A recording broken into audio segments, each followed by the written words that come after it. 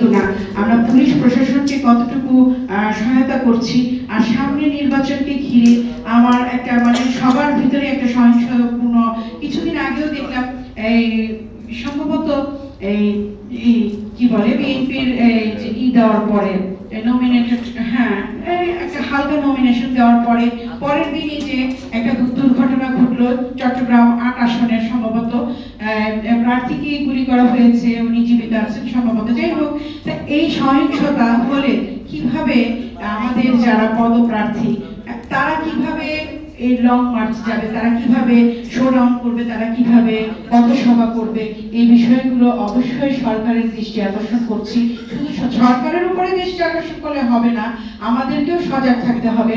আমরা যদি কে ভোটে জয়ী হবে বা হেরে যাবে সেটা তার সম্পূর্ণ নিজ দায়িত্বে মেনে নিয়ে এই কাজগুলো করতে হবে। নির্বাচন কমিশনকে অবশ্যই আমরা সহায়তা করবো এবং বাংলাদেশকে সুষ্ঠু এবং সুন্দর সমৃদ্ধশালী করতে হলে আমার মনে হয় নির্বাচনের কোনো বিকল্প নেই।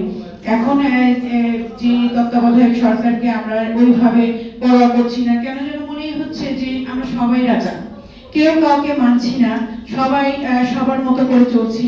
আমার মনে হয় খুব বেশি বলে ফেলা হয়ে গেল।